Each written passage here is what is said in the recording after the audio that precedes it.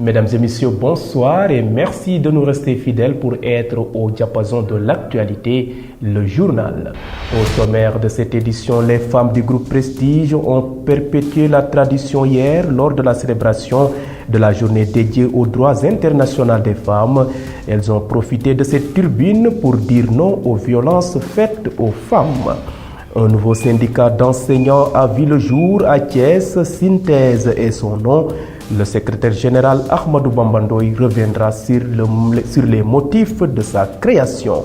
Et puis à l'instar des autres régions du pays, la révision exceptionnelle des listes électorales en perspective des législatives du 31 juillet prochain est en cours à Thiès depuis le 7 mars. Nos reporters ont visité ce matin une commission d'inscription. Reportage dans cette édition. Et puis le suivi des échos sur l'international et la page des sports mettront à terme à cette édition. Merci de votre fidélité. Le développement, c'est après ceci.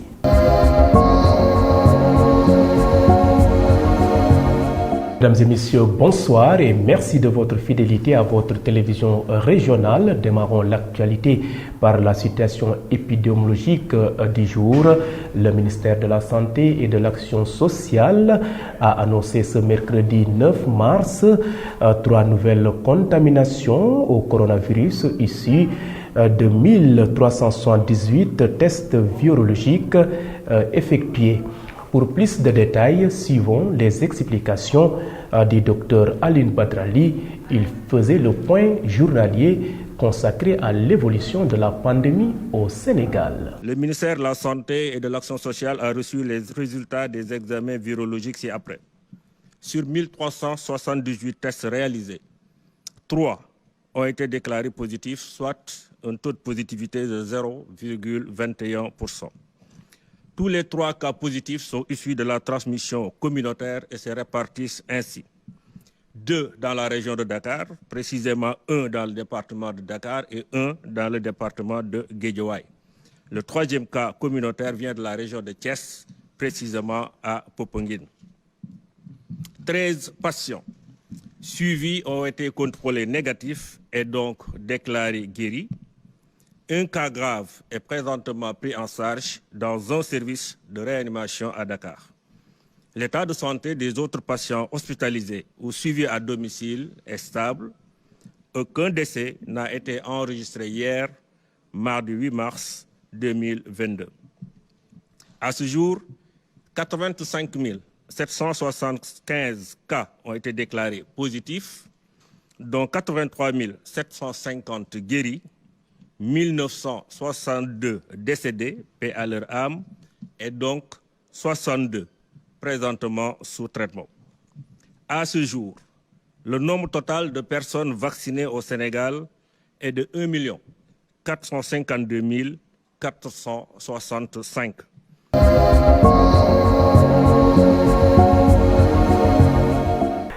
Et parlons politique. Dans cette édition, on connaît désormais le nombre de parrainages requis pour soutenir une liste de candidatures aux législatives de juillet prochain. Une partie des parrains doit provenir des 7 régions à raison de 1000 par région. Qu'en pensent les potentiels électeurs thiessois?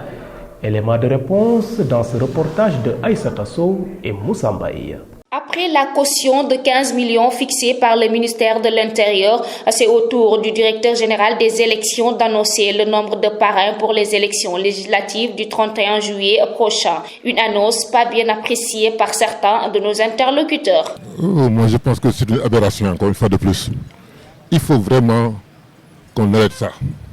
Le système de parrainage, pour les partis politiques, c'est une aberration.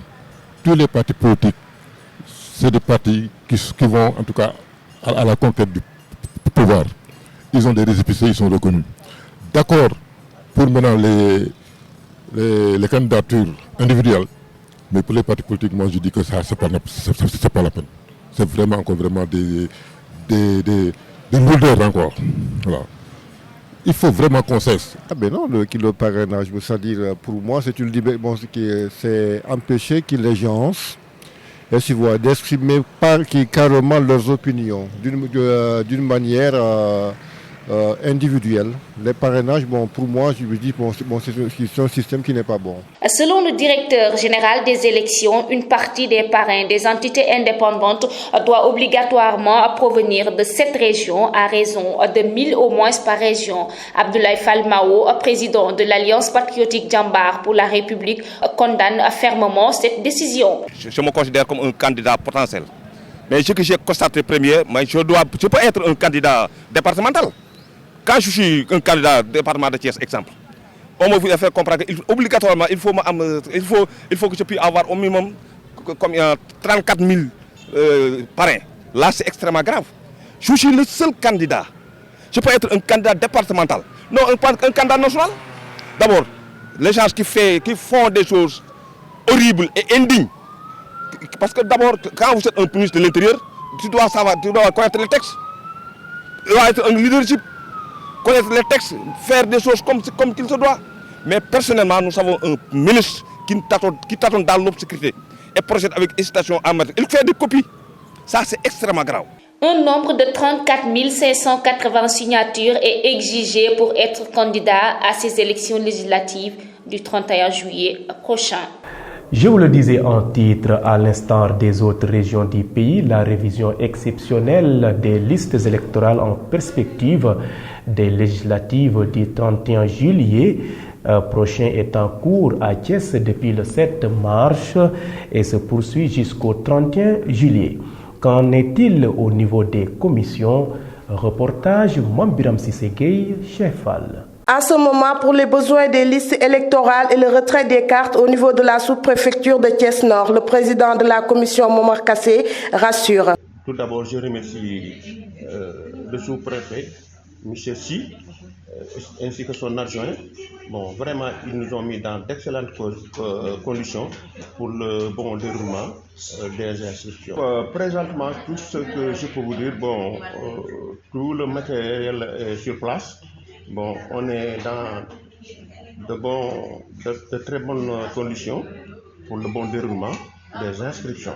Vraiment, pour le moment, on n'a aucun problème. Un membre de la Sénat, la commission électorale autonome, est présent pour superviser les inscriptions. Abdoulaye Sow explique.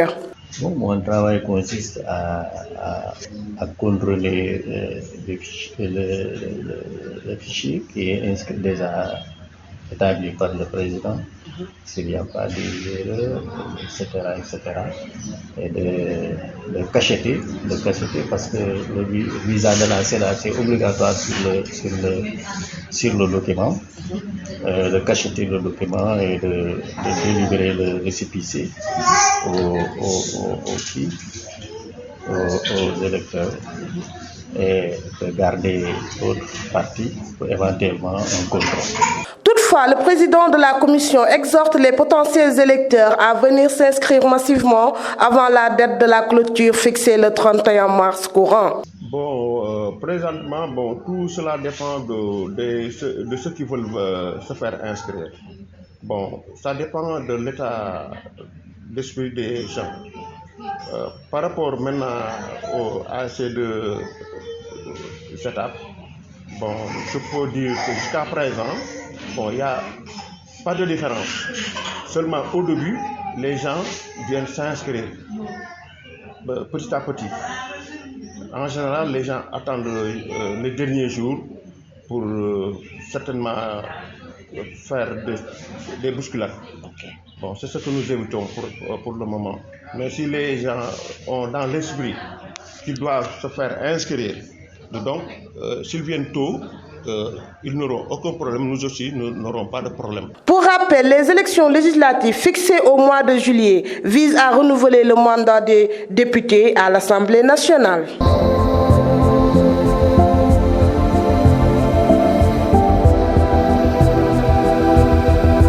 Mesdames et messieurs, à présent parlons société. Dans cette édition, offre de planification familiale et dépistage du cancer du col de l'utérus était au programme de la journée de la femme au centre de dépistage de Kausarafal dans la commune de Thiès-Nord. Les femmes sont-elles venues se faire dépister? Élément de réponse avec Souadou Baro, la responsable du centre. Elle est au micro de Diari Kamara et Moussa Mbaye. Les femmes sont venues massivement, contrairement aux hommes, pour le don de sang. Les femmes sont venues massivement, à savoir pour l'offre de la planification familiale et le dépistage du cancer du col de l'utérus et en même temps le traitement des lésions précancéreuses. Elles sont venues, les femmes de Kausarafa, de la population de Kausarafa. À l'instar de Marie-Stop, ils nous ont accompagnés pour la journée à travers l'offre de planification familiale. Maintenant, avec d'autres, les consommables, les délégués aussi, ils nous ont appuyés. Et il y a aussi notre partenaire, l'ambassade de Pologne, le représentante, c'est Madame Diop Barbara. Elle ne cesse de nous accompagner. C'est elle-même qui a construit ce centre de dépistage, qui est un centre de dépistage de référence pour la région de Thiès. C'est pas pour Kausara seulement, mais c'est pour toute la région de Thiès. Donc c'est un joyau. Donc nous appelons toutes les femmes de la population de Kausara en général et la population de Thiès, de Kausara en particulier, mais de la population de Thiès en général, de venir se faire dépister parce que seul le dépistage et la vaccination pour le papillomavirus qui peut prévenir le cancer du col. Et ça, le cancer du col est en train de reculer à cause de ces deux-là, de la vaccination et le dépistage à travers l'IVA, le colposcope. C'est un appel pour les autres postes. On a deux machines. On a une machine fixe, on a une machine mobile. Donc on peut se déplacer au niveau des autres postes, même si ce ne sont pas les postes, même au niveau de certaines localités de Thiès. Si vous avez des journées de consultation gratuite ou bien de dépistage, on peut se déplacer pour faire bénéficier aux femmes vraiment le dépistage pour le cancer du col, pour se prévenir. La journée internationale des femmes du 8 mars, c'est une occasion pour faire le point sur la question de l'autonomisation des femmes et l'avancée de leurs droits. Les femmes du groupe Prestige ont perpétué la tradition hier mardi. Reportage. La journée internationale des droits des femmes est célébrée chaque année dans le monde entier. Cette journée du 8 mars constitue une tribune de revendication pour la gente féminine. À Thiès, les femmes du groupe Prestige ont perpétué la tradition pour marquer l'événement. Un plateau spécial a été organisé pour mieux exposer les difficultés rencontrées par les femmes. Ramatoulaye Cissé, la présentatrice, revient sur les maux dont les femmes sont victimes. Au Sénégal, les femmes rencontrent d'énormes difficultés au quotidien. Figurez-vous, si vous n'avez pas suffisamment de moyens, vous êtes obligé à se démêler. Et cela peut engendrer des répercussions au sein de la famille.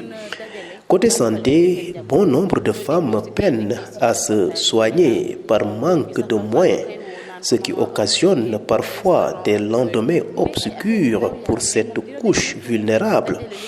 En tout cas, les femmes souffrent, raison pour laquelle nous lançons à haute voix un cri de cœur pour que les gens puissent nous entendre. Et pourtant, ces braves dames si dévouées subissent des violences conjugales, ce que déplore Nogoy Ndiaye, chroniqueur dans l'émission Anisogoma qui traite des sujets de société.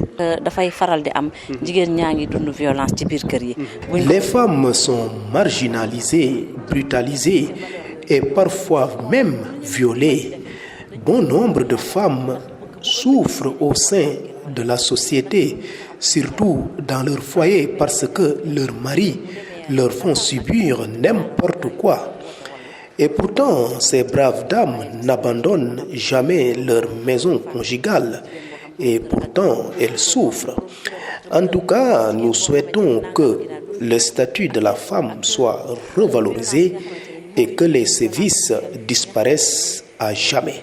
Ainsi, la journée dédiée aux femmes constitue une tribune pour mieux se faire entendre. Reste à savoir si leur cri de cœur sera entendu pour de bon.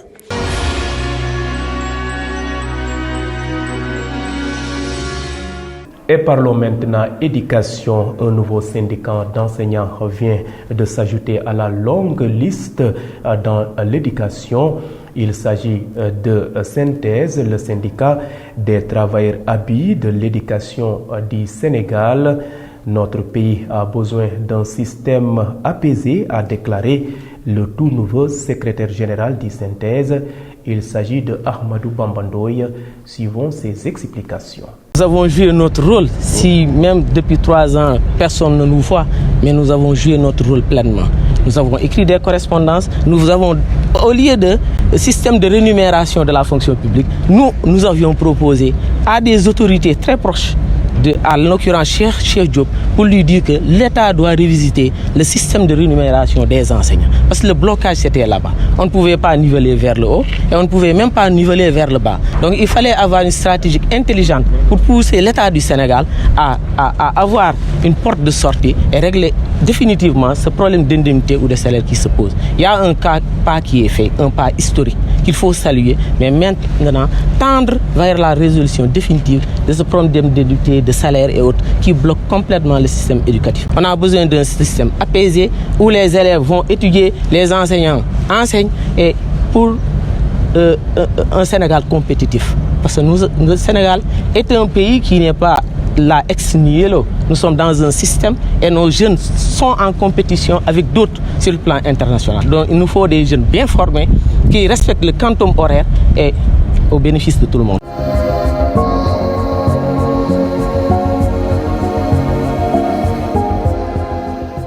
Et à présent, place à ce qui fait l'essentiel de l'actualité nationale. Le président de la République Macky Sall appelle à un cessez-le-feu suite au conflit qui oppose la Russie à l'Ukraine, nous dit Fatoumata Bintou Sall.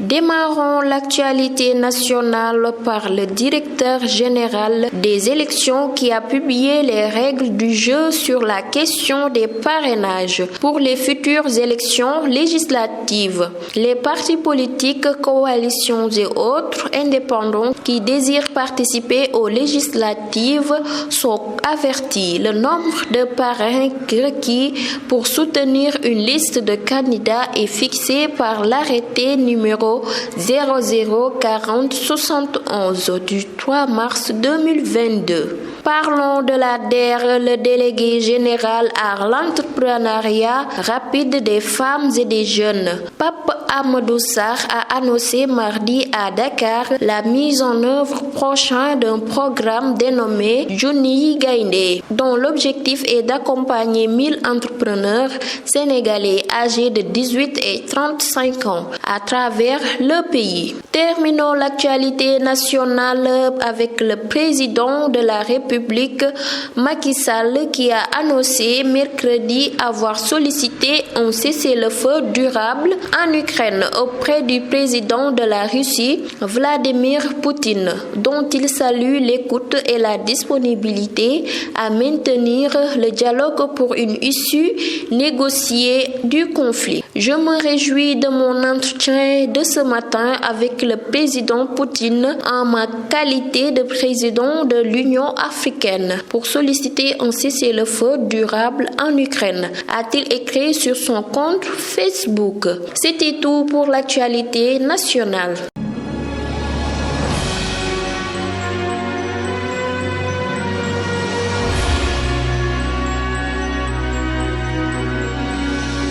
Et nous démarrons l'actualité internationale de ce mercredi 9 mars 2022 au Nigeria où une attaque a fait plusieurs morts. Ramatoulaye Sissé. Au Nigeria, une soixantaine d'hommes, tous membres d'une milice d'autodéfense, ont été assassinés dans le nord-ouest du pays. Ils ont été victimes de ce qu'on surnomme bandits. Dans la région, plus d'une centaine de groupes criminels sont actifs entre les États de Zamfara, Niger, Sokoto et Kebbi, où ils multiplient les sanctions sanglantes face auxquelles les forces de sécurité semblent bien impuissantes. Le président Joe Biden a annoncé mardi avoir ordonné un embargo sur les importations américaines de pétrole et de gaz russe afin d'alourdir les sanctions imposées à la Russie et porter un nouveau coup puissant à Poutine. Cette décision a été prise en coordination étroite avec les alliés des États-Unis, a-t-il précisé. Nous ne contribuerons pas à subventionner la guerre de Poutine.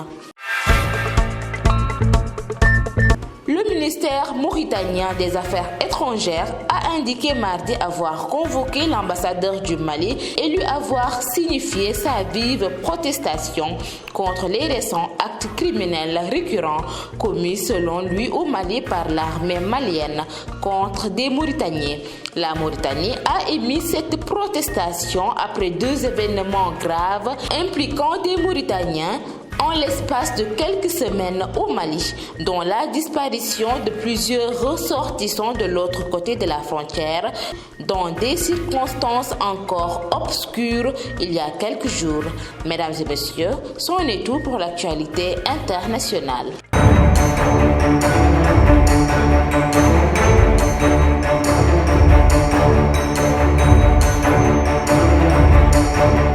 Terminons ce rendez-vous d'actualité par une note sportive. La rencontre Égypte-Sénégal du 25 mars se prépare. L'arbitre qui va siffler cette rencontre est un Congolais, nous dit Fatou Falguei. Démarrons les actualités sportives avec BAL 2022, le Duc a encore battu. Le Dakar Université Club a encore été battu dans cette 2e édition de la Basketball Africa League en perdant devant Ferroviario mardi soir au Dakar Arena de Diamniadio. Cette défaite complique les choses pour le représentant sénégalais dans cette compétition. En effet, les hommes de parfait adjuvant devront cravacher fort s'ils veulent poursuivre l'aventure à Kigali, en Mali. Il leur reste 3 matchs pour créer le miracle devant leur public. Ensuite, Ligue des Champions, Sadio Mané devient le premier Sénégalais à avoir 50 matchs. Titulaire face à l'Inter Milan en 8e de finale, retour de la Ligue des Champions, Sadio Mané a atteint la barre des 50 matchs à 5-1. Il devient ainsi premier Sénégalais à atteindre cette performance. Liverpool s'est incliné ce mardi face à l'Inter Milan, mais a validé son ticket pour les quarts de finale de la Ligue des Champions. Les Reds s'étaient imposés au match aller. Terminons avec match Sénégal face à l'Égypte, un arbitre de la RDC au sifflet. Le match Égypte-Sénégal comptant pour la barre aller qualificatif de la Coupe du Monde 2022 prévu le 25 mars au stade international du Caire sera sifflé par l'arbitre congolais Jean-Jacques Ngombol Ndala, annonce la FIFA. L'officiel de la RDC Congo sera assisté par son compatriote Olivier Safari Keben et le Comorien Souleymane Almadine. Et c'était tout pour les actualités sportives. Merci donc à vous Fatou Fall. Cette note sportive met fin à ce rendez-vous d'actualité. Vous étiez trop nombreux à nous suivre à l'extérieur via le réseau IPTV. D'autres optent pour nos différentes plateformes, à savoir le site d'information www.prestigethies.com, la page YouTube de Prestige, mais aussi la page Facebook Live. En tout cas, votre fidélité fait notre fierté. Merci et bonsoir.